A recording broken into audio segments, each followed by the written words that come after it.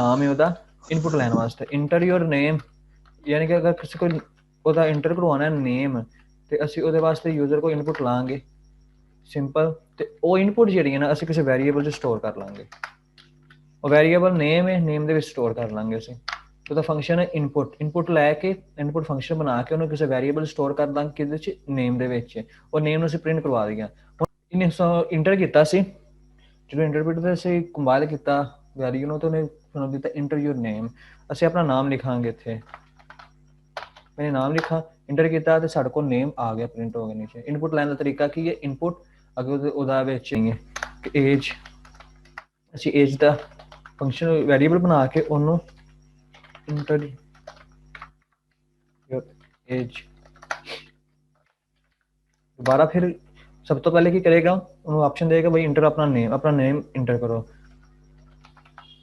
फिर दोबारा आएगा एज इंटर करो इंटर करके वो साढ़े को वैल्यू आ जाएगी इनपुट लाइन का तरीका सिंपल भी साढ़े को अगर एक ही लाइन के वजह से इनपुट लैनी है एक तो ज़्यादा यानी कि मैं ना एज और नेम एक ही लाइन से लेना चाह रहा हाँ तो मैं की कराँगा एक लाइन के लिखांगा आगे कामा लगा के नेम और एज डिफाइन कर दूंगा तो नाल उस तो बाद डॉट स्प्लिट फंक्शन है स्प्लिट का काम की होंदा है स्प्लिट फंक्शन दो स्ट्रिंगां नूं आपस च तोड़दा है यानी कि दो स्ट्रिंगां जिहड़ियां होंदियां ना उन्होंने तोड़दा है वो काम है स्प्लिट का असं किस तरीके नाल लेना चाहते हैं यूजर को इनपुट मैंने तो स्पेस डाल के कामा डाल दिया कामा क्यों डाला ताकि जो दो वैल्यू होंगी ना पहले उसने नेम अपना इनपुट करना है तो मैं चाह रहा हूँ नेम और जो एज है ना अपनी वो इनपुट करे सेपरेट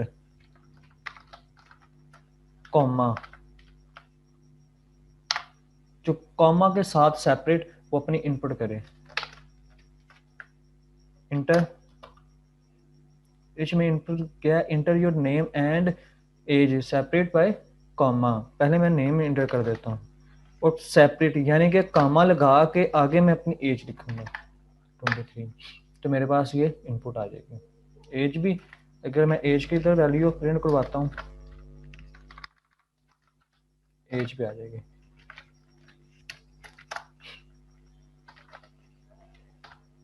23 मेरे पास दो वैल्यू आ गई हैं एक और बात याद रखनी है जो भी असी कोई नंबर वैल्यू जिस तरह मैं एज है नंबर वैल्यू मैं इनपुट करवाई है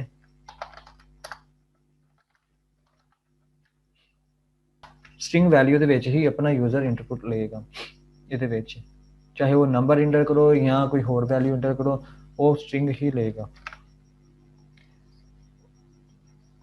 उस तो बाद आंदा है स्ट्रिंग फॉर्मेटिंग का की तरीका है जिस तरह तुम देख रहे हो कल कि असी जो एक तो ज़्यादा वैल्यू इनपुट करवा रहे हैं या कोई एक तो ज़्यादा वैल्यू असी स्टोर कर रहे हैं नेम एज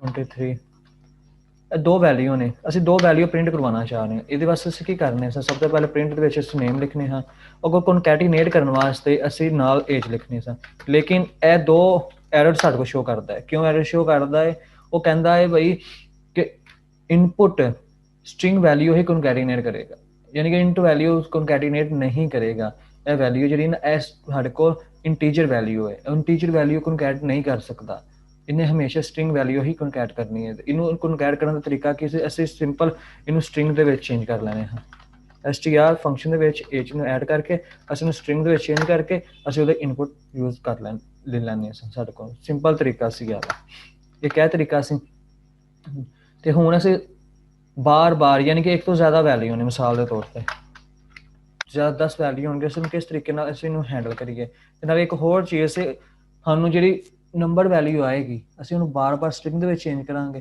कोई इस तरह का तरीका होए जिहदे नाल असीं स्ट्रिंग वैल्यू जिहड़ी है ना नंबर वैल्यू जिहड़ी उन्हूं ईजीली असीं प्रिंट करवा सकीए स्ट्रिंग दे नाल ही वो की है वो फॉर्मेटिंग स्ट्रिंग फॉर्मेटिंग दे जरिए हुंदी है स्ट्रिंग फॉर्मेटिंग दो तरीके दी है एक ते तीन तरीके दे सॉरी एक ए स्ट्रिंग फॉर्मेटिंग है वे पाइथन 2 दे विच आई सी एक आई है स्ट्रिंग फॉर्मेटिंग पाइथन 3 दे विच ते एक है 3.6 वर्जन दे विच पाइथन स्ट्रिंग फॉर्मेटिंग यूज होंदी है जिहड़ी पाइथन 3 दे विच ਉਹ ਵੀ ਬਿਹਤਰ ਹੈ, ਲੇਕਿਨ ਉਹਦੇ ਨੂੰ ਸਭ ਤੋਂ ਜ਼ਿਆਦਾ ਬਿਹਤਰ ਜਿਹੜੀ ਹੈ ਨਾ ਉਹ ਹੋਵੇ ਸਾਡੇ ਕੋਲ ਪਾਈਥਨ 3.5 6 ਦੀ। ਉਹ ਦੋਨੋਂ ਤਰੀਕਾ ਦੇਖ ਲੈਂਦੇ ਆ। ਉਹਦੇ ਵਿੱਚ ਅਸੀਂ ਕੀ ਕਰਨੀ ਹੈ, ਅਸੀਂ ਸਿੰਪਲ ਐਰੇ ਕੋਡ ਕ੍ਰੀਏਟ ਕਰਾਂਗੇ। ਕੋਡ ਕ੍ਰੀਏਟ ਕਰਨ ਤੋਂ ਬਾਅਦ ਅਸੀਂ ਵਿੱਚ ਲਿਖਾਂਗੇ ਯੋਰ ਨੇਮ, ਕੋਈ ਵੀ ਇੰਟਰ ਵੈਲਿਊ ਅਸੀਂ ਕਰ ਸਕਨੇ, ਕੋਈ ਵੀ ਵੈਲਿਊ ਲੈ ਸਕਨੇ ਆ ਕਿ ਤੁਹਾਡਾ ਨਾਮ ਕੀ ਹੈ। ਅਸੀਂ ਇਹਦੇ ਵਿੱਚ ਕੀ ਕਰਾਂਗੇ, ਐਜ਼ ਆ ਸਟ੍ਰਿੰਗ ਬ੍ਰੈਕਟਸ ਲੈ ਲਾਂਗੇ, ਇੱਕ योर फर्स्ट नेम, ठीक है। उस तो बाद लिखांगे योर सैकंड नेम, असी इनपुट ले ली। हुण असी सैकंड नेम की ऐड करना है, एफ नेम, असी एक और ब्रैकेट ले लांगे। उस तो बाद असी एज ऐड करना चाह रहे हैं, उहदे विच असी की करांगे एज लिख के अगे फिर ब्रैकेट ऐड कर देंगे। फिर इस तो बाद असी डॉट लगा के फॉर्मेट ऐड कर देंगे। इस फॉर्मेट दे विच असीं लिखना है जिस तरीके नाल असीं वैल्यू इधर स्टोर करना चाह रहे हैं ना, इहदे विच सेंड करना चाह रहे हैं, उसी सीक्वेंस के मुताबिक असीं इधर वैल्यू लिखांगे। सब तो पहले कि योर फर्स्ट नेम, इधर लिखांगा नेम, कॉमा लगा के उस तो बाद मैं आ जाऊंगा एफ नेम, उस तो बाद कामा लगा के मैं एज लिख दूंगा। वो की करेगा जो यह फॉर्मेट स्ट्रिंग फॉर्मेट की करेगी, जी पहली नेम वैल्यू है ना वो स्टोर कर देगी ये, सैकेंड ये, थर्ड ये। मैं इंटर करके सेव करके इंटर करना, ये देखो मेरे नाल उस तरतीब के नाल आ गए। Your first name Talha, your second name Shaheen, age 23। ए पाइथन 3 दे विच यूज करी थी डॉट फॉर्मेट लगा के, लेकिन पाइथन 3.6 दे विच थोड़ी सी चेंजिंग है, लेकिन वो बैटर है। वो की करांगे असी इधर वैल्यू नहीं लिखांगे, असी इत्थों रिमूव कर देंगे सारी वैल्यू। और हुण असीं की करांगे, असा जिथे जिथे सानू जो वैल्यू चाहिए असीं उधर ही लिख देंगे। एंगल ब्रैकेट दे विच असीं नेम चाहिए, असीं नेम इधर विच लिख दिता। एफ नेम सानू इधर चाहिए, एफ नेम असीं इधर लिख, एज सानू इधर चाहिए, असीं एज इधर लिख दी। लेकिन उस तो बाद असीं डबल कोट के बाहर एफ लगा देंगे। एफ की काम करेगा, जिन्नी भी स्ट्रिंग है ना इन फॉर्मेट कर देगा, सारी वैल्यू फॉर्मेट कर देगा। सिंपल एज इट इज, ये तो ज्यादा बैटर है वे 3.6 दे विच बेस्ट।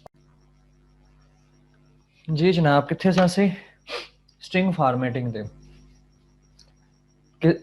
एज वैल जी 3 पाइथन 3 दे विच ना जी फॉर्मेटिंग साडी तो बैटर है 3.6 दे विच। उस विच सिंपल असीं की कर लगाना है, लास्ट स्ट्रिंग दे कॉमा दे शुरू च एफ लगा देना है, यानी कि उन्हें बताने वास्ते कि एफ फॉर्मेटिंग है, कीवर्ड यूज करने वास्ते।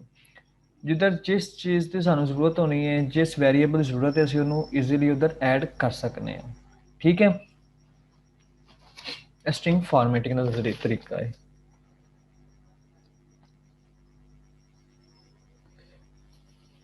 इस तो बाद आती है साडी स्ट्रिंग इंडैक्सिंग। स्ट्रिंग इंडैक्सिंग की चीज़ होती है वो देख ली। स्ट्रिंग इंडैक्सिंग का की काम है। मेरे सामने एक नाम है सिंपल, इधर मैं शाहीन लिख देता है, मेरे को नाम है,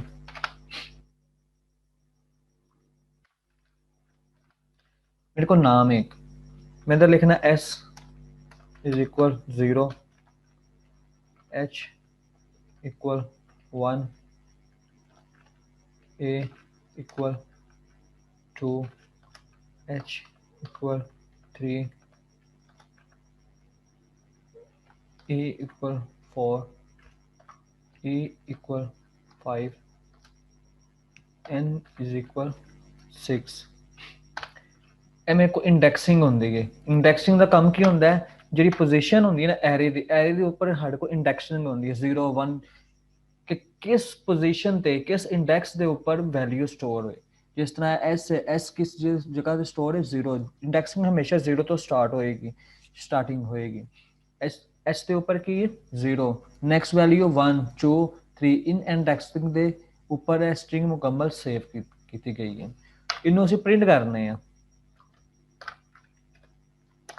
इत्थे असीं लिखने प्रिंट इंडैक्सिंग नूं प्रिंट करने का तरीका की कि इंडैक्सिंग नूं किस तरीके नाल प्रिंट कर सकते हैं। एफ नेम इंडैक्सिंग नूं प्रिंट करने करली ब्रैकेट्स के अंदर हमेशा जिहड़ी साडी इंडैक्सिंग है प्रिंट होंदी है।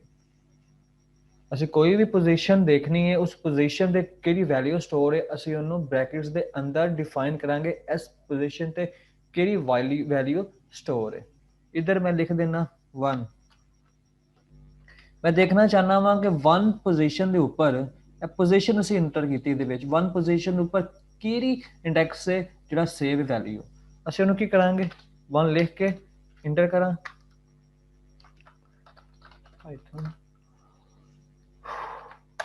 इंटर कर दिता। साडे को वैल्यू की आ गई एच कि 1 के उपर साडे को एच सेव है। आगे साडे को असीं देखना चाहते हैं साडे को 4 ते की सेव है 4 इंडेक्सिंग ते 4 लिखिया इंटर की सेव इंटर साडे को ई वैल्यू मिल गई सानू 4 इंडेक्सिंग ते ई वैल्यू साडे को स्टोर है वो सानू वैल्यू मिल गई। इसी तरीके नाल हुंदी है आगे स्लाइसिंग ਇਹ पोजीशन है ना साडे को पोजीशन है ਅਸੀਂ ਇਹਦੇ ਨਾਲ सिर्फ एक वैल्यू ही ले सकते हैं आउटपुट के जरिए। लेकिन इस तो बाद ਹੁੰਦੀ स्लाइसिंग स्लाइसिंग का की काम है स्लाइस करना वैल्यू ਨੂੰ स्लाइस करना। ਇਹ ਮੁਕੰਮਲ ਸਾਡੇ ਕੋਲ ਸਟ੍ਰਿੰਗ ਹੈ ਇੱਕ ਇਹਦੇ ही ब्रैकेट के अंदर ही 2 आर्गूमेंट एक्सेप्ट करता है स्लाइसिंग। वो की करेगा एक पहला आर्गूमेंट होता है स्टार्ट उस तो बाद अगला आर्गूमेंट होता है स्टॉप। स्टार्ट आर्गूमेंट का मतलब की है कि कित्थों तुसी स्टार्ट करना चाहते किस इंडेक्सिंग तो स्टार्ट करना चाह रहे हो। स्टॉप यानी कि तुसी किस इंडेक्स पे स्टॉप करना चाहते हो। जिस तरह इधर देखो मैं लिखा 1 कॉमा स्टॉप 5 मेरे को 1 की है एच एस की है साढ़े को 0 एच की है 1 ए 2 एच 3 ई 4 तो ई 5 यानी कि इधर तक साढ़े को वैल्यू होवे जितों तक असी प्रिंट करवाना चाह रहे हैं। लेकिन स्टॉप आर्गूमेंट -1 वैल्यू स्टोर करेगा प्रिंट करेगा यानी कि एक लेस देन यानी कि इधर तक ना वैल्यू प्रिंट करेगा।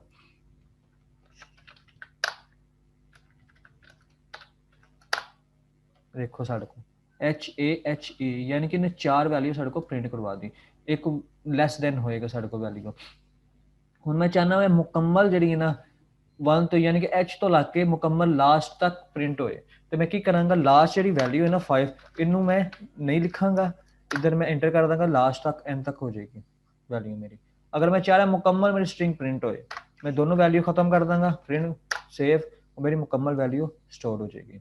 एक और तरीका है अगर तुसी देखना चाहते हो कि तुहाडे लास्ट दे उपर केड़ी वैल्यू स्टोर है कि एंड दे उपर तुहाडे को केड़ी वैल्यू स्टोर है। तुहानू नहीं पता लेंथ कितनी है एक एलीमेंट दी एक स्ट्रिंग दी लेंथ कितनी है तुसी देखना चाहते हो कि लास्ट उत्ते मैं जी वैल्यू है ना वो प्रिंट करवानी एन एन लेकिन मैनू पता ही नहीं है लास्ट वैल्यू केड़ी है तो मैं की करांगा -1।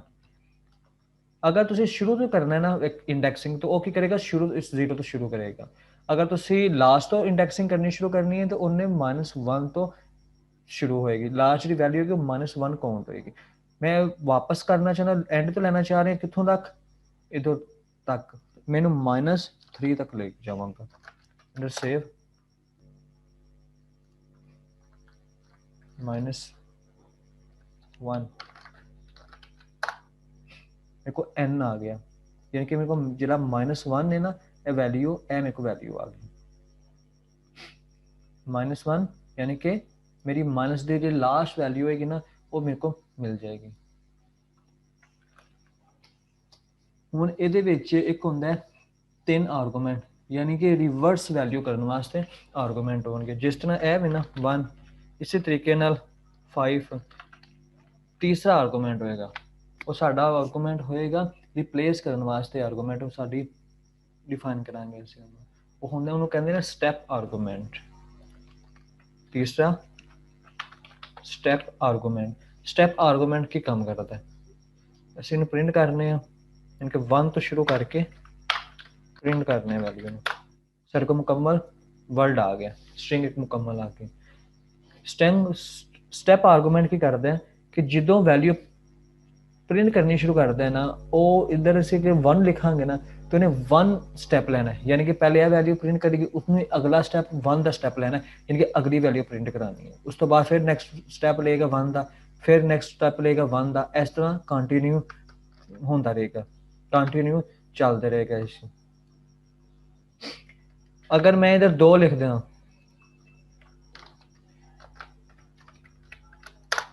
मेरे को की आया SHEN। हुण इन्हें की किया, हुण इन्हें 2 ਦਾ स्टैप लिया, यानी कि पहले वैल्यू प्रिंट की, उस तो बाद एक H जो इन स्किप करेगा, नेक्स्ट वैल्यू प्रिंट करेगा, फिर H स्किप करेगा, नेक्स्ट वैल्यू प्रिंट करेगा, फिर E स्किप करेगा, फिर नेक्स्ट वैल्यू प्रिंट करेगा, यानी कि 2 ਦਾ स्टैप लेगा, 2 वैल्यू का स्टैप लेगा। अगर मैं 3 लिख देना कंट्रोल S, तो फिर 3 वैल्यू का स्टैप लेगा, यानी कि एक 2 वैल्यू स्किप कर देगा, फिर नेक्स्ट प्रिंट करेगा, फिर नेक्स्ट वैल्यू स्किप कर देगा, उस तो बाद फिर नेक्स्ट दी प्रिंट करेगा। स्टैप आर्गूमेंट का यह काम होंगे। मैं हूँ रिवर्स करवाना चाह रहा हूँ वैल्यू, मैं चाह रहा हूँ कि जो शहीन लिखा ना एन फस्ट आ जाए, उस तो बाद यानी कि रिवर्स हो जाए वैल्यू, वो वास्ते अस की करा -1 लिखांगा मैं इधर, उस तो बाद कंट्रोल S सेव। की होया मेरी जितनी वैल्यू है ना वो सारी रिवर्स हो गई।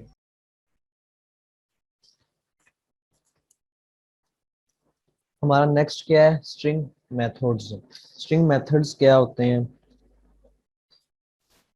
ये प्री डिफाइंड कुछ फंक्शंस होते हैं जो हमें स्ट्रिंग में प्रोवाइड करते हैं, जैसा कि ये हमारे पास मेथड्स हैं। अब दो बातें हैं, एक ये है कि ये जितने मैंने नीचे लिखे ना, जो मैंने हाईलाइट किए हैं, ये हमारे पास मेथड्स हैं, लेकिन ये जो लेन है ना, ये फंक्शन है। ये बात क्लियर करते हैं, ये फंक्शन है हमारे पास,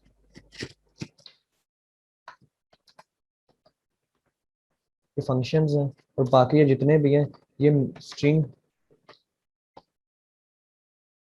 मेथड्स हैं, ये स्ट्रिंग मेथड्स हैं। ठीक है, ये जितने भी नीचे हैं ये स्ट्रिंग मेथड्स हैं, और ये जो लेंथ है ना, ये लेंथ मापने के लिए ये फंक्शंस है। बस इस चीज़ का ख्याल रखिएगा। अब हम जाते हैं इनका काम क्या क्या है वो देखते हैं। हमने एक स्ट्रिंग ले ली इतनी बड़ी, अब इसमें क्या काम है, इन फंक्शंस का क्या काम है, इसमें मैं कुछ वर्ड जो है ना वो कैपिटल कर देता हूँ।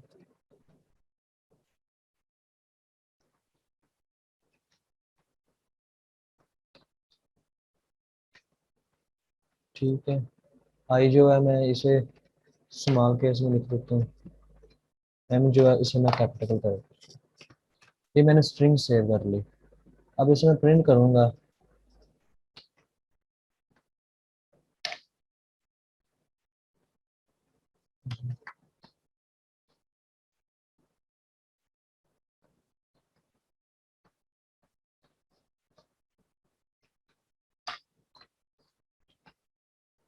अब मैं नेम को सिंपल प्रिंट करता हूँ, स्ट्रिंग।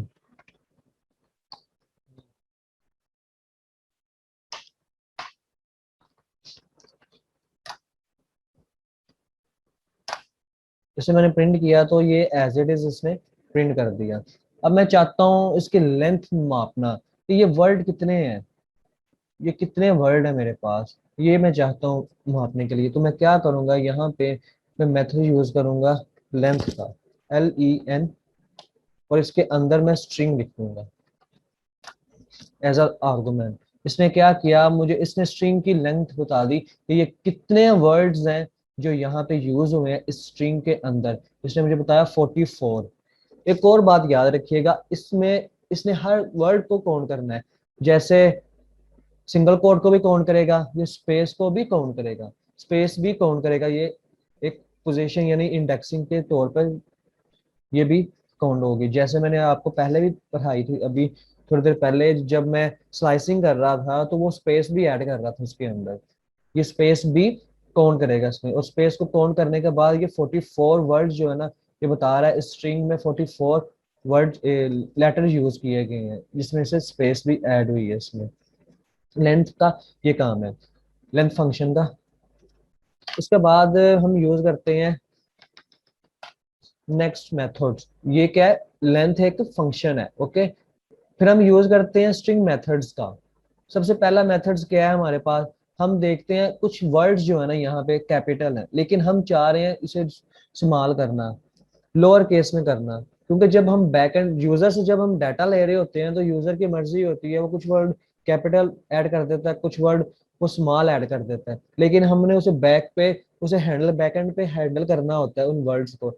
उस उसलिए इसलिए हमें हमारे पास ये कुछ मेथड्स होते हैं जो हमें हैंडल करने के लिए काम देते हैं।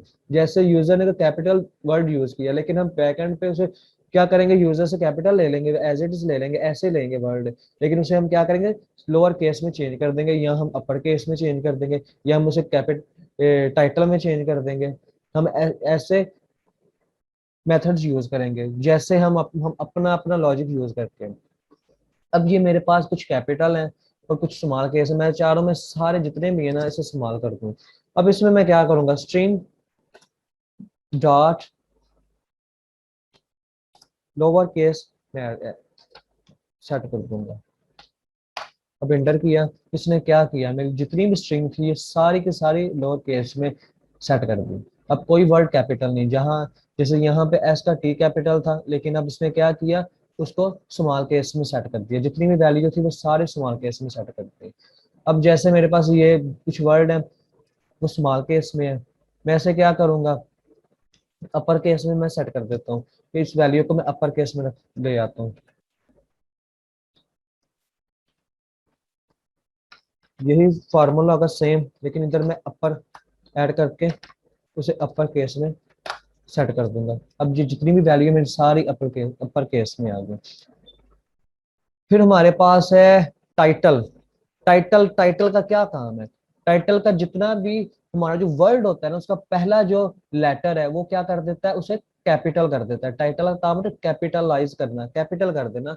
जो हमारा वर्ड का पहला लेटर होता है उसे ये क्या करेगा, कैपिटल कर देगा, और बाकी को वैसे का वैसे ही रहने देगा जैसी वो स्ट्रिंग हो। अगर वो अपर केस में है तो उसे अपर केस में रहने देगा, अगर लोअर में है उसे लोअर में रहने देगा।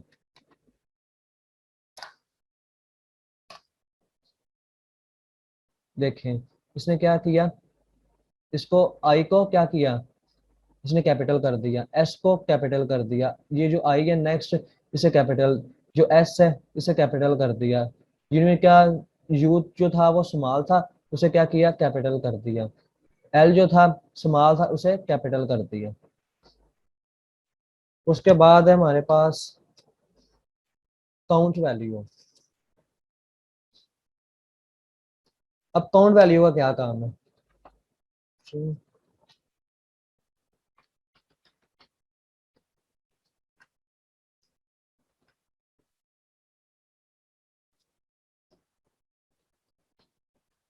अब हम चाह रहे हैं, हम देखना चाह रहे हैं, काउंट करना चाह रहे हैं कि हमारी स्ट्रिंग के अंदर आई कितनी दफा रिपीट हुए हैं। ये जो आई है ना कितनी दफा रिपीट हुए हैं, हमने क्या यहाँ पे क्या लिखेंगे, आई लिखेंगे। स्ट्रिंग, इस स्ट्रिंग के अंदर डॉट में, डॉट का मतलब क्या है मैंने आपको ये बताना भूल गया, जब हम डॉट लगाएंगे ना किसी भी वैल्यू के साथ, उसका मतलब क्या होगा, स्ट्रिंग क्या है, ये स्ट्रिंग है, स्ट्रिंग डॉट में, डॉट का मतलब में, काउंट करो, क्या काउंट करो, आई, ये जो आई है ना इसको काउंट करो, इस स्ट्रिंग के अंदर ये कितनी दफा है। वो क्या करेगा, स्ट्रिंग के अंदर जाएगा, स्ट्रिंग को वैल्यू को देखेगा, इस आई, ये जो आई है ये कितनी दफा रिपीट हुआ है इस स्ट्रिंग के अंदर, एक दफा ये है, उसके बाद एक दफा ये है, लेकिन ये इस आई को इग्नोर करेगा, इस आई को वो एक्सेप्ट नहीं करेगा, वो इस आई को एक्सेप्ट करेगा, फिर इस आई को एक्सेप्ट करेगा। वो बताएगा 3 दफा इस स्ट्रिंग के अंदर आई रिपीट हुआ है, लेकिन यहाँ पे 4 5 5 दफा रिपीट हुआ है, लेकिन ये 3 दफा बताएगा। उसकी रीजन क्या है वो भी मैं आपको बता देता हूँ। ये देखें इसने क्या किया, बताया कि ये 3 दफा आई रिपीट हुआ है यहाँ पे, लेकिन यहाँ पे तो 4 5 दफा रिपीट हुआ, ये भी आई है, ये भी है। और अगर मैं यहाँ पे कैपिटल आई लिख देता हूँ तो अब ये 2 दफा बताएगा। ये केस सेंसिटिव है। केस सेंसिटिव का मतलब क्या है, अगर कोई कैपिटल वर्ड यूज हुआ होगा तो वो उसे इग्नोर कर देगा, अगर हमने स्मॉल यूज किया यहाँ पे उसे फाइंड करने के लिए, वो क्या करेगा, वो कैपिटल को इग्नोर कर देगा, वो कहेगा भाई ये मेरे काम की चीज नहीं है, वो स्मॉल को ही देखेगा।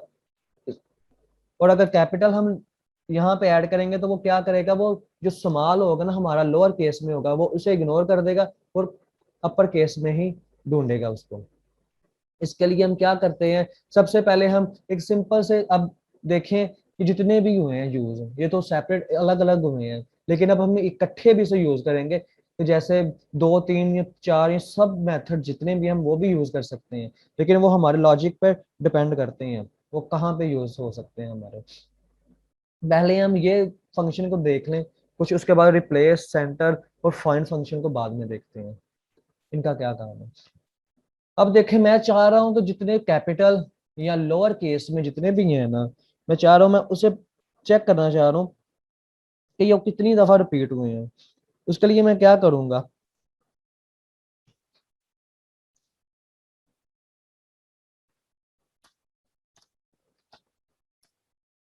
तो यहाँ पे फॉर्मेटिंग यूज करूंगा। फॉर्मेटिंग में सबसे पहले जो हमारे पास स्ट्रिंग है,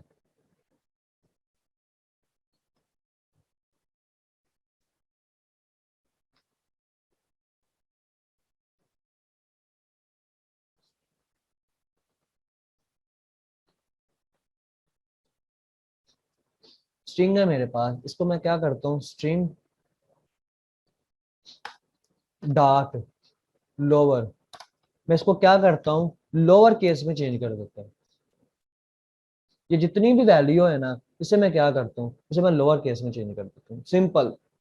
उसके बाद मैं इसे क्या करता हूँ,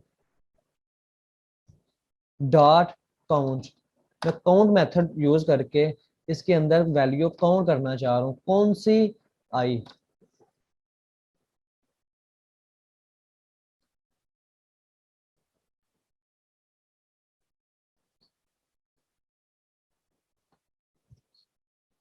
डॉट काउंट, ये देखिए एरर दे रहा है मुझे, ये किस चीज का एरर दे रहा है, ये लास्ट टाइम लेक्चर हुआ था, क्या बताएगा कोई किस चीज का ये एरर दे रहा है, बोलें।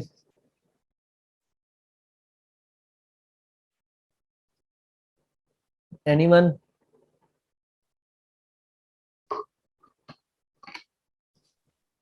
कोटेशन का तो नहीं आ रहा। बताएं किस चीज का है, क्यों एरर दे रहा है वो यहाँ पे। वैल्यू तो मैंने ठीक लिखी है, कौन सी ऐसी वैल्यू जो मैंने गलत लिखी है यहाँ पे, क्या चीज मैंने गलत लिखी है। हालांकि ये मैंने क्लियर की थी, क्लियर कट की थी फर्स्ट लेक्चर में, और फिर रिपीट भी करवाया था, शायद मैंने 2 दफा रिपीट करवाया इस लेक्चर को, इस चीज को।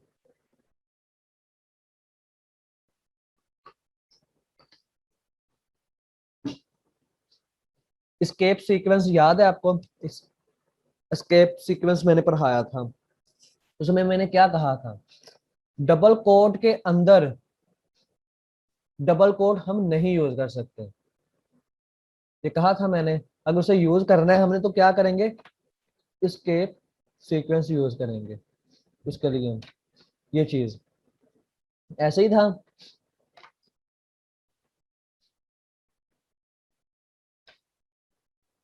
ऐसे ही था।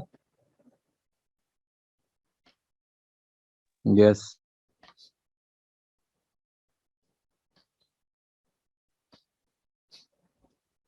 ऐसे ही था ना, डबल कोड के अंदर हम डबल कोड यूज नहीं कर सकते, और सिंगल कोड लगाया, अब उसने एरर रिमूव कर दिया है। अगर मैं बाहर से सिंगल कोड दोबारा लगा देता हूँ तो ये क्या करेगा, फिर एरर शो कर देगा, वो कहेगा, उसने एक्सेप्ट नहीं करना, कंट्रोल जी।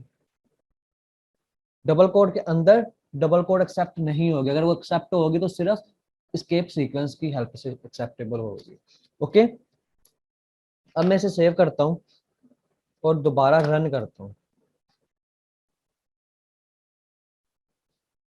इसने क्या बताया मुझे अब, इसने बताया स्ट्रिंग मेथड मेरे पास कितनी दफा है, 5 टाइम। कितनी टाइम है, 5 टाइम है।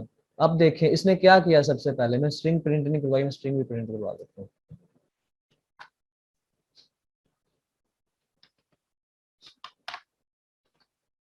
और ऊपर जो सिंपल स्ट्रिंग भी प्रिंट करवा देता हूँ।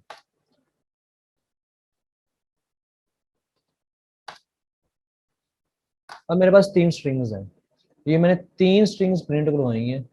सबसे पहले कौन सी है, मेरे पास जो एज इट इज है ना, जो यूजर ने इनपुट की है, मैं यूजर से भी इनपुट लूंगा, वो भी क्लियर हो जाएगा। यूजर ने जो इनपुट की है, उसने ऐसे कुछ इनपुट की है अपनी स्ट्रिंग। मैंने उसे क्या किया, मैंने यूजर से इनपुट ले ली, उसको क्या किया, लोअर केस में चेंज कर दिया। अब ये सारी स्ट्रिंग लोअर केस में आ गई है। ठीक है, अब मैंने जब उसे काउंट किया ना, तो मैंने लोअर केस में काउंट किया। मे भी अगर मैं यहाँ पे अपर केस कर देता तो फिर क्या हो जाता, फिर मेरे पास 0 आनी थी। अब मुझे इसे अपर केस में करना था। इसके लिए भी हमारे पास एक अलग मेथड है, वो भी हम यूज करेंगे, वो भी क्लियर हो जाएगा। जैसे आपको इस चीज की तो समझ लगी ना। अब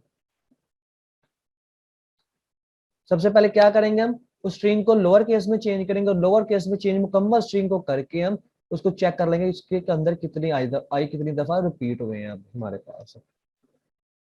क्लियर। इसको एक से ज्यादा वैल्यू को यूज करने का। उसके बाद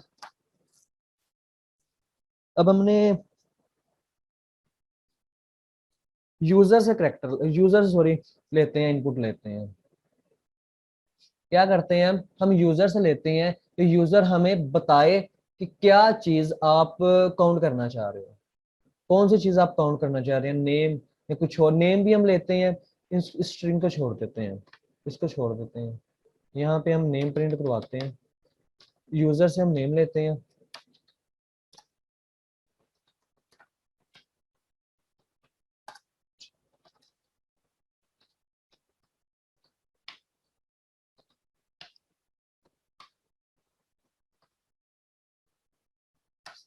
यूजर से हमने नेम लिया, उसके बाद हम क्या करते हैं, इसको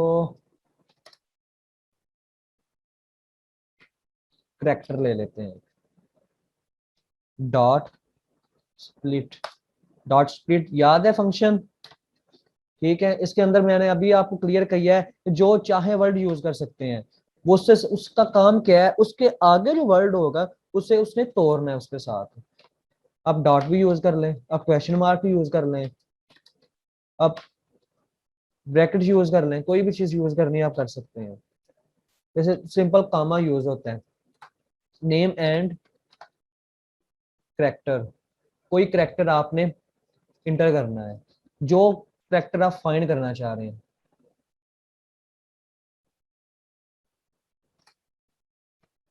सर्च करेक्टर, जो आपने सर्च करना है ना करेक्टर, इस स्ट्रिंग में से, जो अपने नाम में से, वो आपने ऐड करना है इसमें।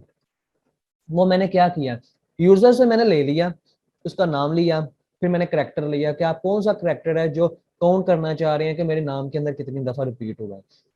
ठीक है, उसको मैंने पहले सबसे पहले मैंने क्या किया, उसको मैंने नेम में स्टोर कर दिया।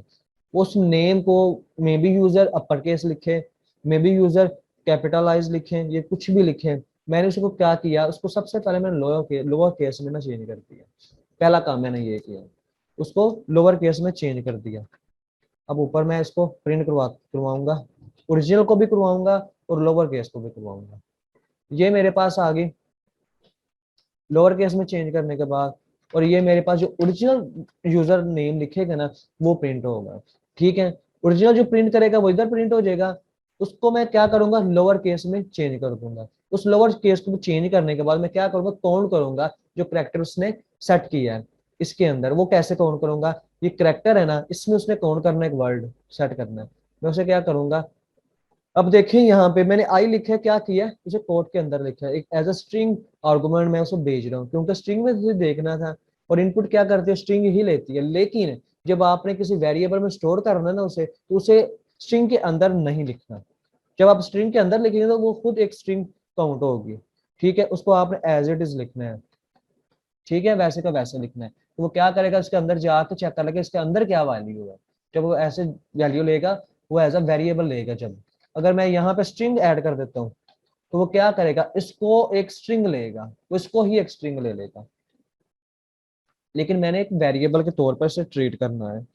ठीक है, अब देखें, मे बी यूजर कैपिटल लिख दे, जो ये वर्ड है उसको क्या करे, वो इसको कैपिटल कर दे, इस वर्ड को कैपिटल कर दे।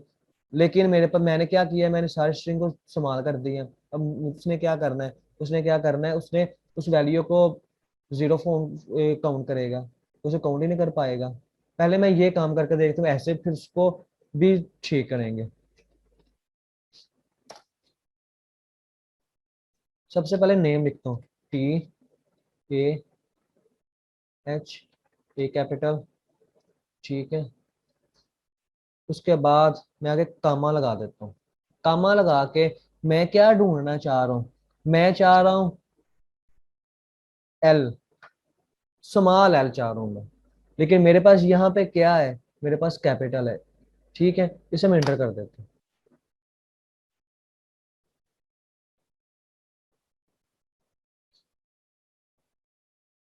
सॉरी, मैंने एक मिस्टेक कर दी, मैंने इसे कैपिटल करना था एल को, TALHA, कॉमा ए मैं ढूंढ रहा हूँ और स्मॉल है, मेरे पास एक स्मॉल है ए और एक मेरे पास कैपिटल है, मेरे पास दो आने चाहिए, लेकिन मैं इसे इंटर करता हूँ, मेरे पास, ओ यार फिर मिस्टेक होगी, कैपिटल करना है यार। मैं पानी का एक मिनट बूंद पी लूं।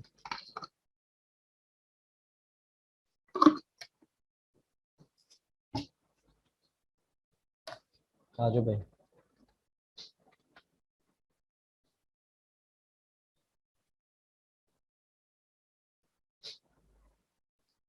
कॉमा कैपिटल, कैपिटल ए, मैंने अब क्या किया, कैपिटल ए कर दिया सर। ये मेरे पास क्या है, कैपिटल है, ए जो है वो कैपिटल में फाइंड करना चाह रहा हूँ। ये सेकंड वैल्यू क्या लेगा, सेकंड वैल्यू एक करेक्टर लेगा, ये जो करेक्टर ना, ये वैल्यू लेगा सेकंड। इसमें मैंने फाइंड करनी है नेम के अंदर के मेरा ए कितनी दफा रिपीट हुआ है। मैंने क्या किया, उस ए को कैपिटल ले लिया। यूजर ने मेरे पास इनपुट दी इस तरह, यूजर ने मेरा कैपिटल टी दिया, ए स्मॉल दिया, फिर एल कैपिटल दिया, एच स्मॉल दिया, ए फिर उसने कैपिटल दे दिया। यूजर ने मुझे ये इनपुट दी, उसमें से उसने मुझे कहा कैपिटल ए फाइंड करो। मेरे पास ए, उसने कहा, उसने यही कहा मेरे पास ए कितने हैं, उसने ये नहीं देखा कैपिटल है या स्मॉल केस में, उसने ए चेक करने ए कितने हैं। मैंने यहाँ पे इंटर किया तो उसने मुझे क्या कहा, यहाँ पे जीरो है, जीरो है, लेकिन उसने क्या कहा यहाँ पे तो दो है, लेकिन इसको मैंने क्या किया, इस वैल्यू को मैंने क्या कर दिया, एज स्मॉल केस में स्टोर कर दिया। उसने यूजर ने इनपुट क्या किया था, ये किया था, यूजर ने इनपुट ये किया था, लेकिन उसको मैंने क्या किया, स्मॉल केस में सेट कर दिया वैल्यू को, उसे मैंने स्मॉल कर दिया, छोटा कर दिया, लोअर केस में चेंज कर दिया। और मैंने, यूजर ने ए प्रिंट किया, ए सेट किया, लेकिन ये वैल्यू तो अब क्या हो चुकी है, ये अब ए वैल्यू जो है ना, ये हो चुकी है लोअर केस में, लेकिन यूजर ने आउटपुट जो दी थी मुझे करेक्टर को, वो मुझे अपर केस में दी थी। वो अपर केस को मैंने चेंज नहीं किया, वो एज इट इज मैंने वैसे का वैसे ही ले लिया, जिसकी वजह से उसने कहा भाई ए इसमें कोई भी नहीं है। तो अभी मैंने आपको बताया था ये केस सेंसिटिव है, जो वैल्यू है वैसे की वैसे ही होनी चाहिए। उसके लिए मैं क्या करूंगा, अब यहाँ पे मैं क्या करूंगा, जो करेक्टर है मेरा, इस character co dot lower case में एज इट इज मैं वैसे ही चेंज कर दूंगा जैसे मैंने इस नेम को चेंज किया था। बस सिंपल सी इतनी सी बात है। उस करेक्टर को मैं क्या करूंगा, एज इट इज वैसे ही लोअर केस में चेंज कर दूंगा मैं उसे, बस। अब मैं दोबारा लिखता हूँ,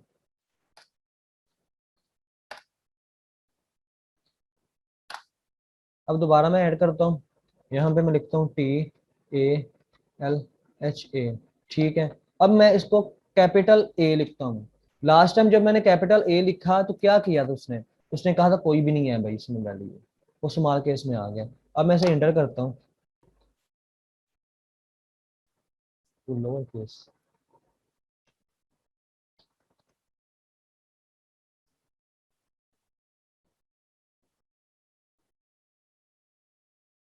लोअर केस में क्यों नहीं हुआ, सॉरी, यहाँ पे मैंने स्पेस दे दी है कि ये देखिए आपने काउंट की, यहाँ पे मैंने स्पेस दी है एक, जिसकी वजह से उसने क्या किया, उसने स्पेस को ऐड किया, ए मेरा एक्सेप्ट ही नहीं किया उसने, ए मेरा नेक्स्ट वैल्यू एक्सेप्ट की उसने।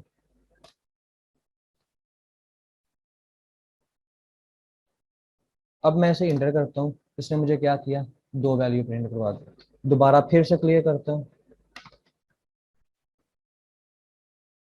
आपने ये चीज नोट की अभी, यहाँ पे जिस जब मैंने स्पेस ऐड कर दी तो उसने क्या किया, उसने स्पेस को काउंट किया और साथ में ए, यानी कि स्पेस और ए को काउंट किया, उसने चेक किया स्पेस ए है यहाँ पे, तो स्पेस कहीं भी अवेलेबल नहीं था, उसने इसलिए इसको 0 काउंट कर दिया। यहाँ पे ए है, एज इट इज है, उसने 2 दफा काउंट किया।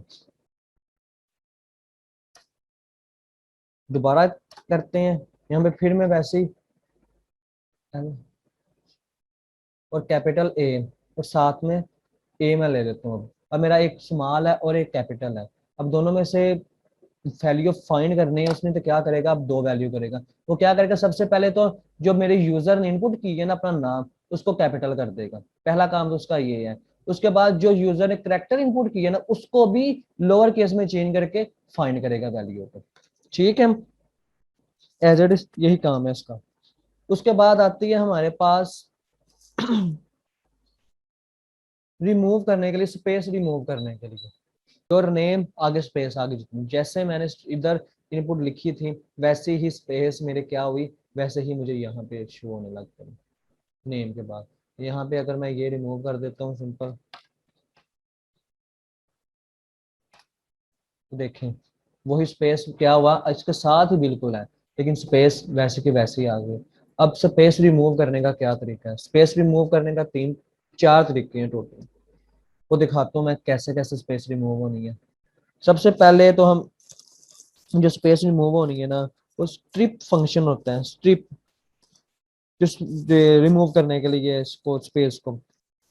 स्ट्रिप फंक्शन में 3 किस्म के हैं, एक होता है एल स्ट्रिप, एक होता है आर स्ट्रिप, और एक होता है स्ट्रिप सिंपल स्ट्रिप होता है। एल स्ट्रिप जो होता है वो लेफ्ट साइड तो जो है ना स्पेस रिमूव करता है, और आर स्ट्रिप जो है वो राइट साइड से स्ट्रिप रिमूव करता है, और जो स्ट्रिप फंक्शन है वो दोनों साइड से रिमूव करेगा स्पेस जो है हमारी। अब इधर यूज करते हैं हम string dot L strip. L strip आ गई, इसने क्या करना है हमारी लेफ्ट साइड, यहाँ पे देखें लेफ्ट साइड पे स्पेस है हमारे, यहाँ पे इसे मैं सेव करता हूँ, रन करता हूँ। उसने क्या किया, ये यहाँ पे देखें, यहाँ पे स्पेस थी हमारी लेफ्ट साइड पे, यहाँ पे इसने क्या किया, लेफ्ट साइड पे जो स्पेस थी उसको रिमूव कर दिया। एल स्ट्रिप का क्या काम है, लेफ्ट साइड से स्पेस को रिमूव करता है ये।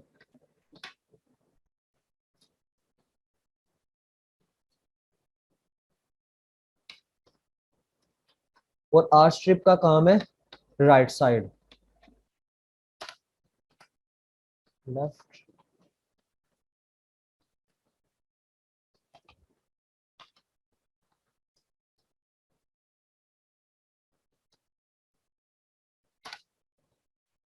और यहाँ से राइट साइड पे जो स्ट्रिप होता है वो कंप्लीट राइट और लेफ्ट दोनों साइड से,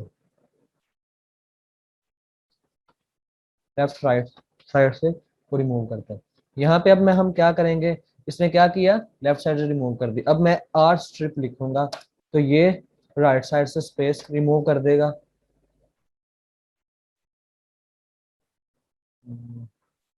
are strip split, sorry sorry,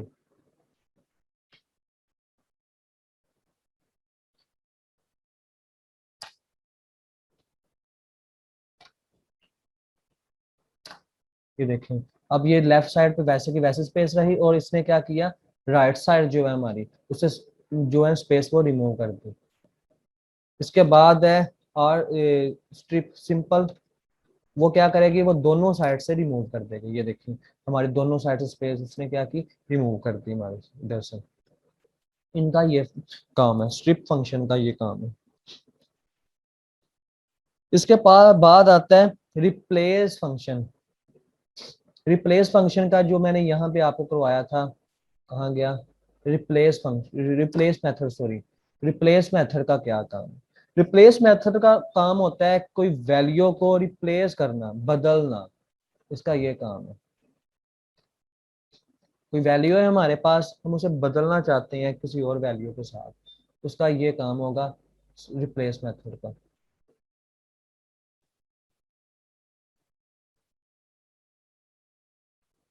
यहाँ पे हमने ली वैल्यू स्ट्रिंग, हम सिंपल स्ट्रिंग प्रिंट करवा देते हैं यहाँ पे।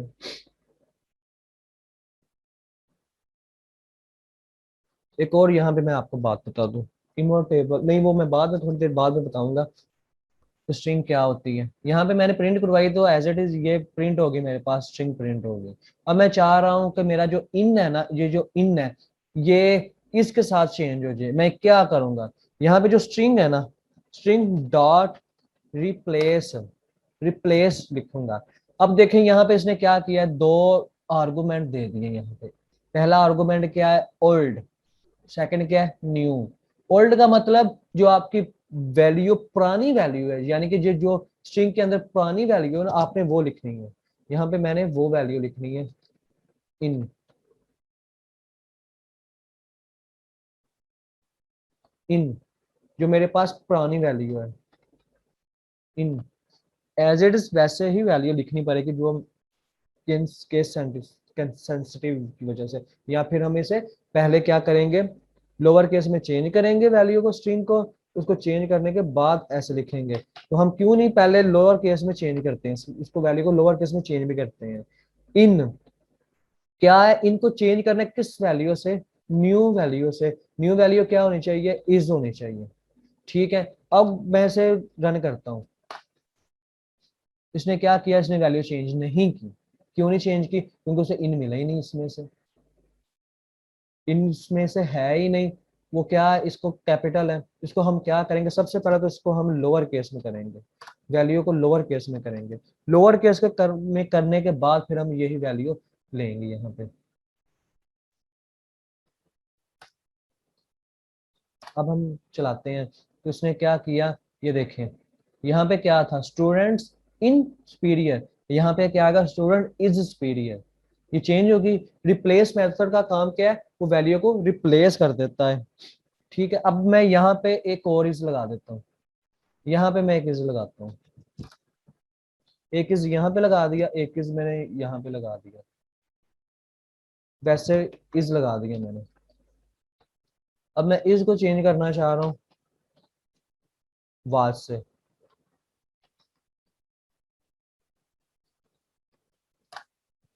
अब मेरे क्या हुआ, ये भी मेरा इज वाज से चेंज हो गया, ये भी इज मेरा वाज से चेंज हो गया। ठीक है, ये दोनों मेरे इज वाज से चेंज हो गए। ये थोड़ा सिंपल, ये जितने भी स्ट्रिंग के अंदर जितने भी इज होंगे ना, वो क्या करेगा, उस सबको वाज के साथ चेंज कर देगा। लेकिन मैं चाह रहा हूं कि ये भाई एक या दो वैल्यू तक। अब जब हम रिप्लेस मेथड में थर्ड आर्गुमेंट लेते हैं ना, तो थर्ड आर्गुमेंट का काम क्या होता है, उसने पूछना होता है कि आप कितनी वैल्यू को चेंज करना चाह रहे हैं। जैसे यहाँ पे एक इज है फर्स्ट में, फिर एक सेकंड में है, फिर एक थर्ड थर्ड में भी है। तो उसने हमने बताना है कि आपने जो है ना कितनी वैल्यू को चेंज करना है। अगर मैंने यहाँ पे वन लिखना है ना, वन, तो इसने वन जो भी पहली वैल्यू आएगी ना इज की, उसको चेंज करेगा, बाकी सबको इग्नोर कर देगा। जैसे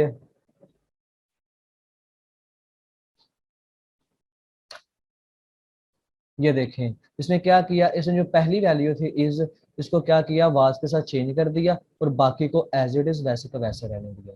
हम यहाँ पे थर्ड आर्गुमेंट पे वैल्यू को बताते हैं कि कितनी वैल्यू आपने चेंज करनी है। हम चाहते हैं कि सिर्फ दो वैल्यू चेंज हो, फर्स्ट वाली, और बाकी कोई भी वैल्यू चेंज ना हो। अगर मैं यहाँ पर टू लिख देता हूँ तो ये क्या करेगा, फर्स्ट टू वैल्यू जो होंगी उसे चेंज कर देगा और थर्ड वाली वैल्यू को चेंज नहीं करेगा।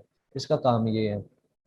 और अगर मैं थ्री लिख दूंगा तो इसका क्या काम है, ये तीनों वैल्यू को चेंज कर देगा। और अगर ये मैं कुछ भी नहीं लिखूंगा तो इसमें जितनी भी वैल्यू स्ट्रिंग्स में आएंगी, 10 हो, 20 हो, 50 हो, वो सबको चेंज कर देगा, वो नहीं चेक करेगा। ओके,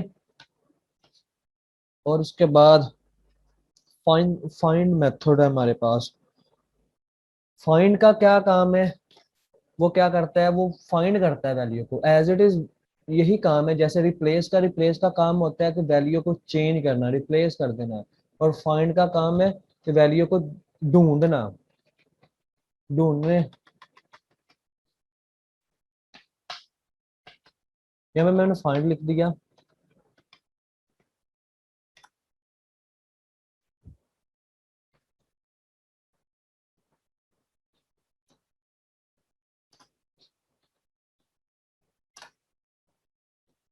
इसने मुझे क्या किया, इसने मुझे 4 दे दिया। 4 क्या दिया इसने मुझे, इसने मुझे बताया कि जो स्ट्रिंग आपने मुझे दी है ना उसके 4th इंडेक्स पे इस पर आए, 4th के इंडेक्स में इज है मेरे पास। यहाँ पे 4th इंडेक्स पे भी है, आगे भी है, उससे आगे भी है, नेक्स्ट भी है।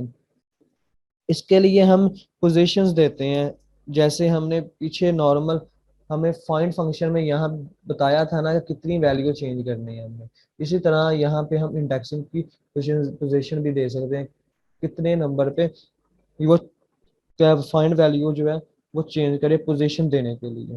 पोजीशन क्या है, इंडेक्स देना पड़ेगा हमें यहाँ पे। यहाँ पे जब वो वैल्यू ले रहा था एज आर्गुमेंट, वो इंटीजर वैल्यू ले रहा था कि कितनी वैल्यू को चेंज करना है, लेकिन जो फाइंड फंक्शन है ना ये इंडेक्स रिटर्न करता है और ये लेता भी इंडेक्स से ही है। यानी कि यहाँ पे अगर हम सेकंड आर्गुमेंट सेट करेंगे ना, यहाँ पे 2 मैंने लिखा, तो उसने क्या करना है, उसने जाके स्ट्रिंग के अंदर देखना है कि सेकंड पे कौन सी स्ट्रिंग है, सेकंड इंडेक्स के ऊपर कौन सी स्ट्रिंग है। यहाँ पे ए क्या है, आई क्या है 0 पे, और सिंगल कोड क्या है 1, एम क्या है 2 है, उसके बाद थर्ड पे है स्पेस है, फिर जब इसने क्या करना है, इसने फिर 4th ही इंडेक्स मुझे वापस रिटर्न करना है, तो 4th इंडेक्स पे ये रिटर्न वैल्यू है। अगर मैं यहाँ पे लिख देता हूँ 4 फॉर एग्जाम्पल, इसने फिर मुझे 4th ही रिटर्न किया। क्यों रिटर्न किया, जब इसने काउंट करना शुरू किया ना तो इस स्पेस पे आगे खड़ा हो गया। मैंने इसे कहा भाई जितने भी फर्स्ट वाले इंडेक्स है ना उसे इग्नोर कर दो। इस फाइंड फंक्शन को मैंने कहा कि जितने भी आपके 4 इंडेक्स जितनी भी वैल्यूज है ना उसे इग्नोर कर दो। उसने इग्नोर कर दी और जहां पे मेरा कर्सर है ना इस वक्त वो यहाँ पे आगे खड़ा हो गया फाइंड फंक्शन। उस फाइंड फंक्शन ने क्या किया, उस फाइंड फंक्शन ने चेक किया कि मुझे कौन सी वैल्यू फाइंड हो रही है। उसने क्या किया, यहाँ पे आगे खड़ा हो गया और देखा इज फर्स्ट, सबसे पहले उसे फर्स्ट इज मिल गया। उसने बता दिया भाई 4th इंडेक्स पे इज पड़ा है आपका। और अगर मैं यहाँ पे 5 कर देता हूँ, अब क्या किया उसने, अब उसने बताया भाई 18 नंबर पे आपका इस पर है। अब उसने क्या किया, अब वो जो है ना वो इंडेक्स यहाँ पे खड़ा है, आई के आगे, आई के एक इंडेक्स आगे। जो आई है ना हमारा इस वक्त 5 इंडेक्स है और इसके आगे खड़ा हो गया, यहाँ पे खड़ा हो गया आके। उसने किया, उसने जब सर्चिंग करनी शुरू की तो उसने देखा भाई यहाँ पे एस है लेकिन एस है, आई नहीं है। उसने क्या किया, इसे इग्नोर कर दिया, इसके साथ अटैच में फाइंड वैल्यू यानी कि मैच नहीं हुई। वो आगे चलता गया चलता गया, जब उसने यहाँ पे आगे देखा ना 18 नंबर पे, उसने क्या किया, उसे फाइंड हो गया आगे इज फाइंड हो गया उसे। ठीक है, अगर यहाँ पे मैं 19 लिख देता हूँ तो वो क्या करेगा, मुझे लास्ट वाला इंडेक्स जो इज है ना वो दे देगा। यहाँ पे 14 इंडेक्स पे हमारा थर्ड वाला इंडेक्स पर है या इज पर है, तो वो क्या करेगा, मुझे थर्ड वाला इज दे देगा।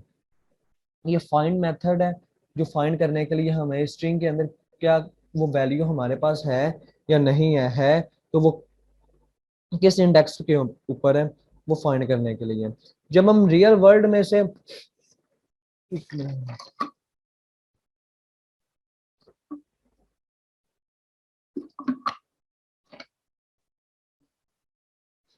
जब हम रियल वर्ल्ड में जब फाइंड फंक्शन यूज करते हैं ना सर्चिंग करने के लिए, जब हम वेबसाइट वगैरह जो है हमारे ऊपर सर्च बार आता है उसके अंदर हम फाइंड फंक्शन या इंक्लूड फंक्शन यूज करते हैं। इंक्लूड या फाइंड फाइंड फंक्शन का क्या काम होता है, उसने क्या करना है, इंडेक्स देखना है कि इंडेक्स कहाँ पे है। जब हम वैल्यू इंटर करते हैं ना उसके ऊपर, वो उसके इंडेक्स के पे चला जाता है। जैसे मैंने कोई प्रोडक्ट सर्च करनी है, कोई भी प्रोडक्ट हो सकती है, मैं सर्च कर रहा हूँ, मैं आपको कोई रियल वर्ल्ड एग्जांपल देता हूँ सर्च करके। आपको मेरे सामने ये स्क्रीन शो हो रही है, वेब वेलकम टू पाइथन।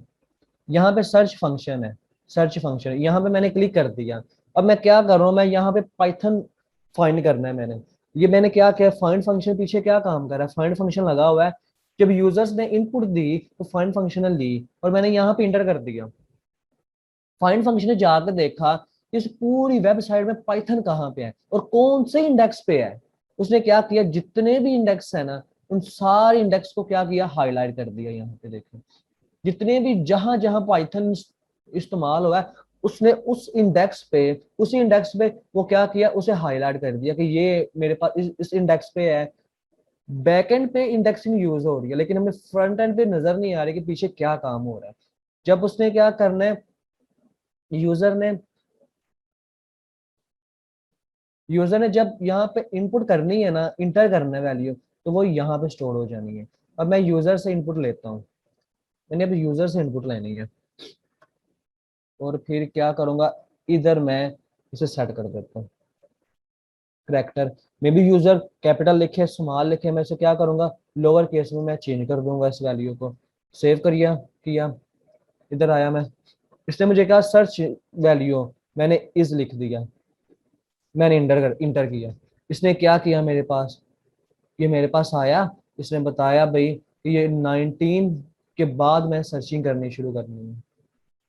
ठीक हो गया, 19 के बाद इसने सर्चिंग करनी शुरू की। इसने बताया भाई ये जो इज है ना, ये यहाँ पे है, 41 नंबर पे है। इसी तरह उसका भी यही काम है,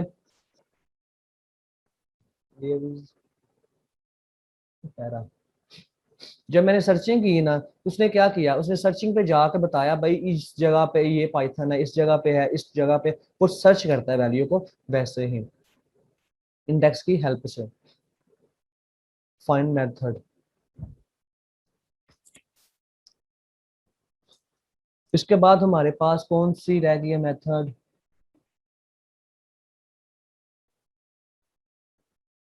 फाइंड भी हो गया, रिप्लेस भी हो गया, और सेंटर, सेंटर रह गया हमारे पास। सेंटर क्या होता है, सेंटर का क्या काम है, मेरे पास क्या आया, मेरे पास सिंपल रहमान प्रिंट होके आ गया। अब क्या चाहता हूँ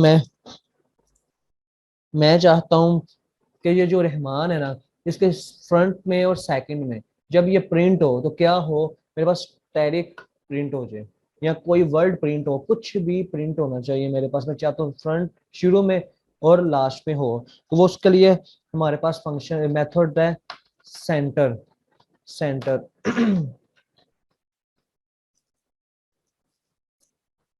नेम डॉट सेंटर,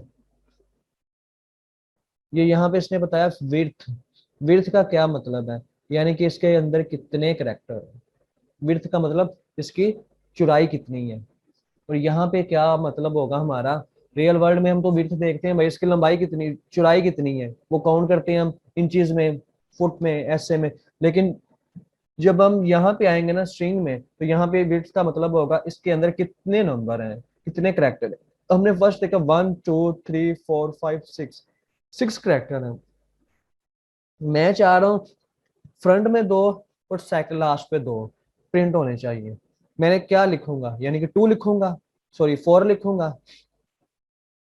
लेकिन इसमें क्या है, 6 करेक्टर तो ये है मेरे पास। इसमें क्या होता है, जो आपका नेम की लिमिट होती है ना, उससे ज्यादा आप जितने प्रिंट करवाना चाह रहे हैं वो लिखने पड़ेंगे मुझे। 2 फ्रंट में और 1 फ्रंट में, 1 लास्ट में प्रिंट करवाना पड़ेगा। 6 वैल्यू तो मेरे पास पहले की है, तो मैं क्या करूंगा, इसको 2 प्रिंट करवाने, फ्रंट और लास्ट और फ्रंट में। मैं यहाँ पे क्या लिखूंगा, 8 लिखूंगा। तो ये क्या करेगा, ये प्रिंट करेगा 8 वैल्यूज, यानी कि पहली वैल्यू मेरे स्टैटिक वो प्रिंट कर देगा, स्टैटिक प्रिंट करेगा, या कोई वैल्यू जो है वो प्रिंट करेगा।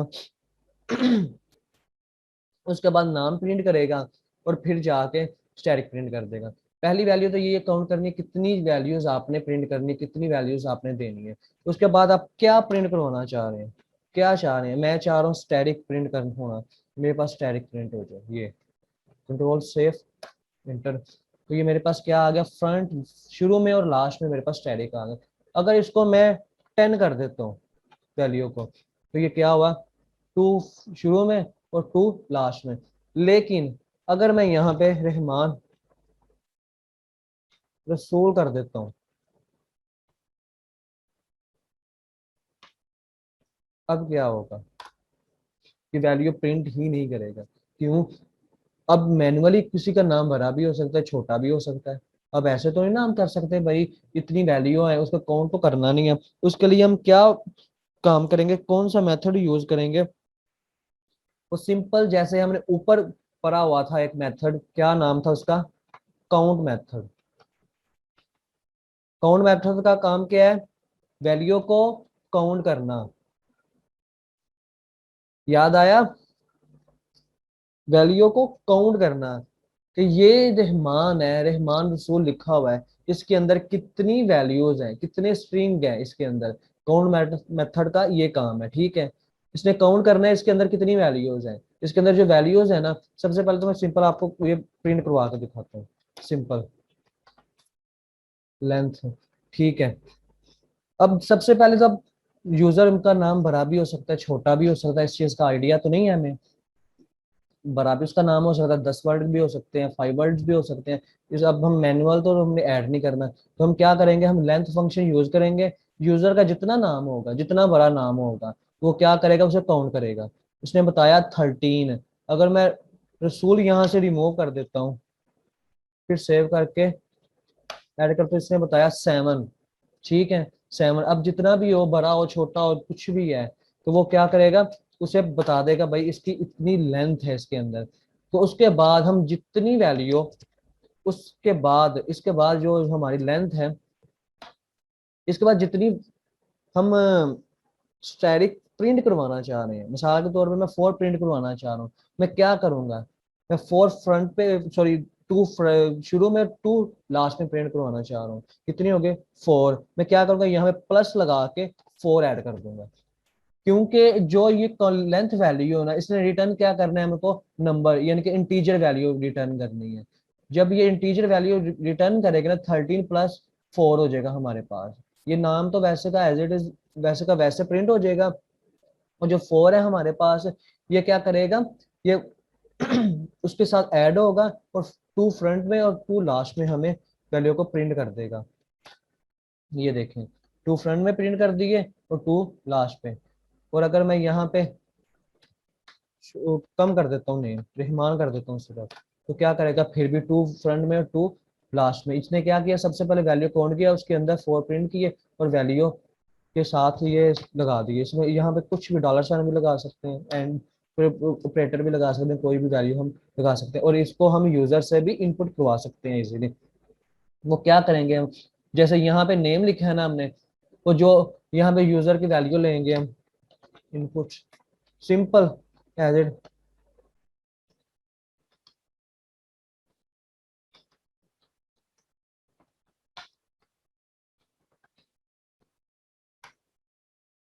और यहाँ पे हमारा नेम आ जाएगा यूजर का। अब हम चलाएंगे तो हम लिखेंगे सबसे पहले नाम, कुछ भी लिखते हैं, मलक।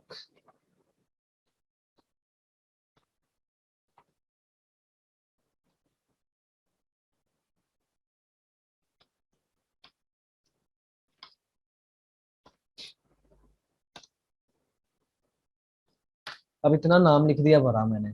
इसका क्या किया, इसने सबसे पहले वैल्यू काउंट की। वैल्यू काउंट करने के बाद उसने क्या किया, उसके साथ 4 को मल्टीप्लस कर दिया। नाम तो जितनी थी लेंथ, उस लेंथ के साथ 4 प्लस हुआ, और हमारे पास वो जितने स्टैटिक थे वो 2 फ्रंट में 2 लास्ट पे आ गए। और अगर मैं यहाँ पे 3 लिख देता हूँ, 3 लिख देता हूँ, और यहाँ पे फिर मैं इंटर करता हूँ, अब क्या हुआ मेरे साथ, अब क्या हुआ, 3 थे, इसने क्या, एक जो ना फ्रंट, वो पहले ऐड कर दिया, और बाकी जो 2 थे वो लास्ट पे ऐड कर दिए इसने। ये चीज याद रखिएगा। अगर हम इवन में करेंगे ना, तो वो तो डिवाइड करेगा ना दोनों साइड पे। अगर हम आड में करेंगे तो क्या करेगा, वो एक फ्रंट में और बाकी लास्ट में कर देगा। और अगर हम एक सिंपल लिखेंगे, तो वो उसको जो है ना लास्ट पे जो है ना, वो ऐड कर देगा, फ्रंट में ऐड नहीं करेगा। ये राइट साइड से शुरू करेगा, राइट में ऐड कर देगा, और लेफ्ट से नहीं करेगा। यहाँ पे इसने क्या किया, 3 थे मैंने जब लिखे,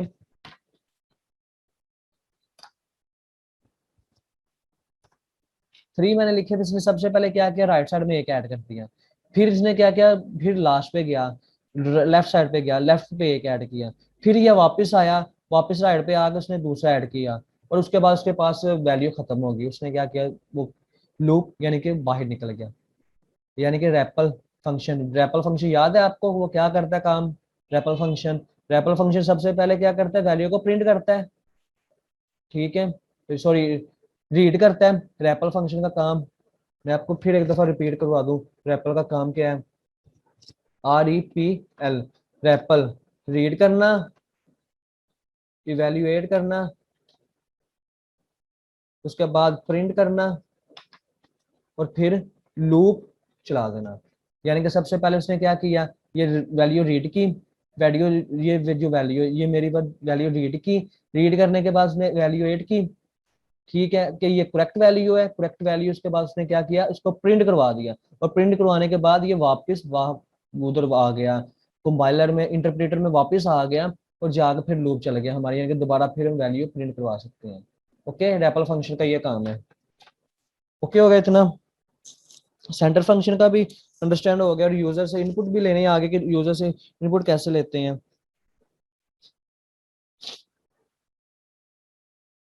आपको एक और चीज बतानी है, स्ट्रिंग की लास्ट है, स्ट्रिंग उसके बाद खत्म हो गया, बस उसके बाद मीटिंग एंड कर देते हैं। स्ट्रिंग, स्ट्रिंग में एक और चीज है खास तौर पे जो है, स्ट्रिंग जो है ना वो इमोटेबल है। इमोटेबल, स्ट्रिंग इमोटेबल, इमोटेबल है।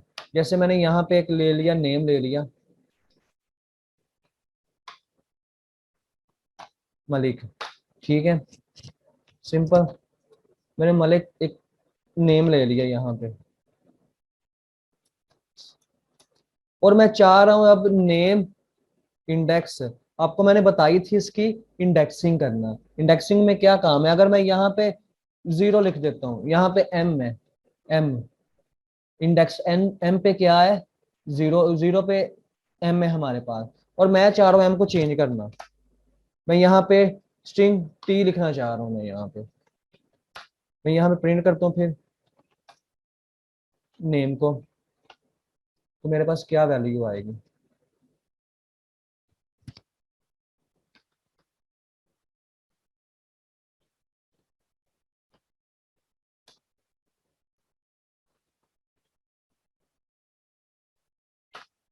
मेरे पास एरर शो किया इसने।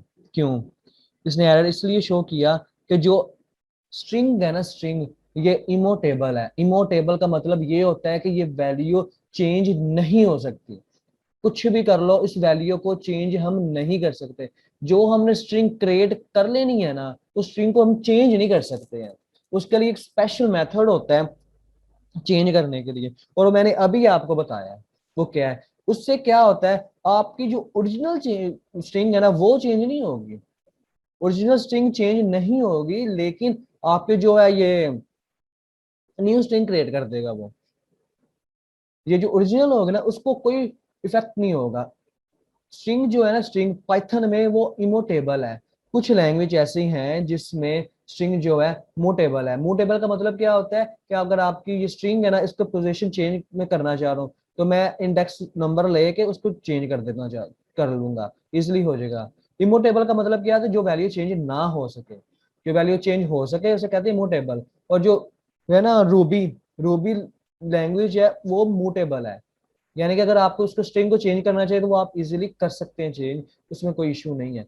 तो ये पाइथन में इमोटेबल है, यानी कि ये वैल्यू चेंज नहीं हो सकती। इसको चेंज करना है हमने, तो हम क्या करेंगे, हम यहाँ पे प्रिंट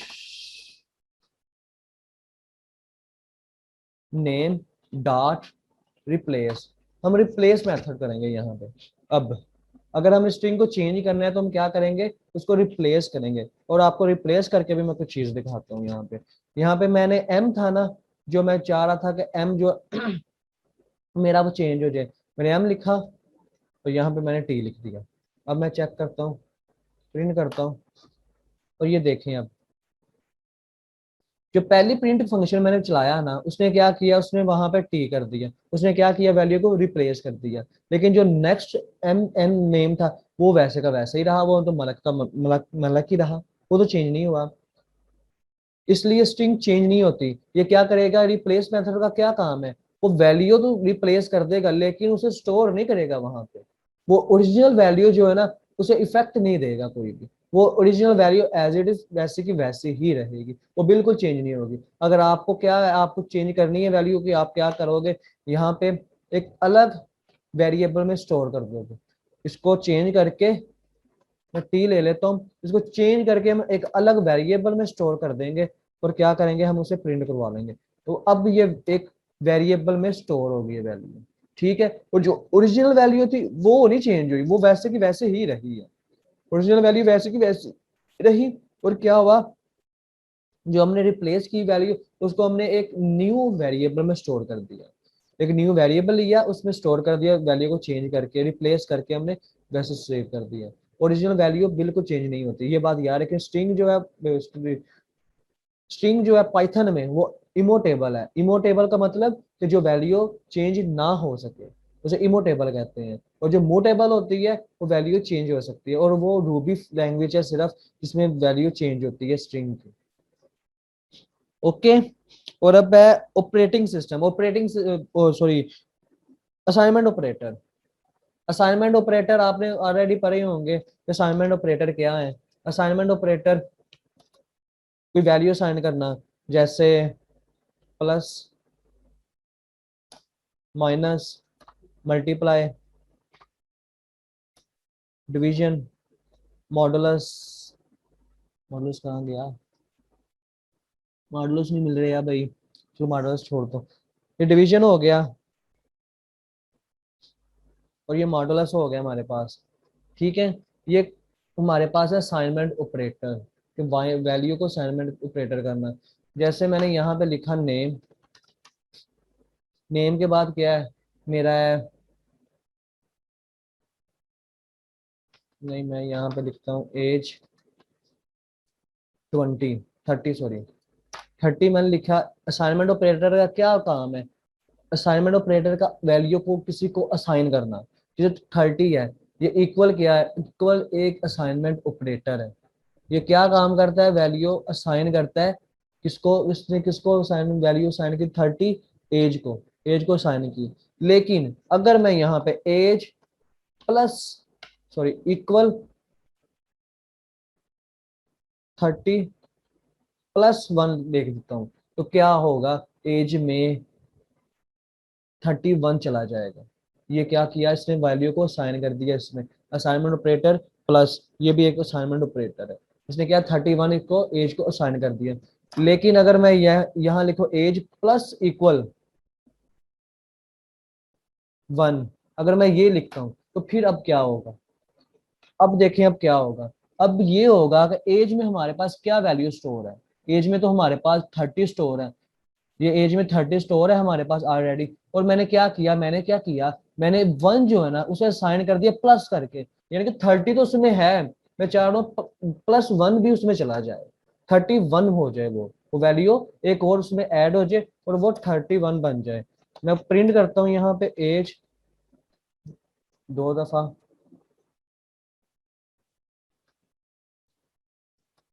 और यहाँ पे देखें पहले उसने क्या प्रिंट किया, 30 प्रिंट किया, और बाद में क्या प्रिंट किया, 31 प्रिंट कर दिया, यानी कि उसने साइन कर दी एक वैल्यू उसमें। और अगर मैं यहाँ पे माइनस करूंगा तो वो क्या करेगी, एक वैल्यू को माइनस कर देगा। ठीक हो गया। और अगर मैं 2 के साथ डिवाइड करना चाह रहा हूँ तो वो क्या करेगा, उसको डिवीजन कर देगी वैल्यू को 2 के साथ, 15.0 आएगा। और इसमें एक फ्लोटिंग और इंटीजर वैल्यू भी होती है, अगर मैं डबल लगाऊंगा तो ये क्या करेगा, अब मुझे वैल्यू जो है ना इंटीजर वैल्यू में देगा, अब मुझे जीरो नहीं देगा। इसने पहले क्या किया, जीरो दिया था अगर मैंने सिंगल और डिवीजन लगाया था असाइनमेंट ऑपरेटर। ठीक है, स्टेटमेंट की ये बात याद रखिएगा कि डबल लगाएंगे तो ये हमें वापस रिटर्न में करेगा इंट वैल्यू, और अगर मैं सिंगल यूज करूंगा तो मुझे रिटर्न वैल्यू करेगा फ्लोट वैल्यू। ओके, और अगर मैं इसका मॉडुलस ले लेता हूँ, मॉडुलस लेता हूँ तो इसने मुझे मॉडुलस क्या किया, जीरो मुझे रिटर्न करेगा। अगर मैंने 31 यहाँ पे ऐड करता हूँ तो अब मुझे मॉडुलस 1 ऐड करेगा, रिटर्न करेगा। और अगर मैं इसको मल्टीप्लाई करना चाह रहा हूँ तो इसको मैं मल्टीप्लाई भी कर सकता हूँ, वैल्यू को मल्टीप्लाई कर दिया मैंने 2 से। ओके,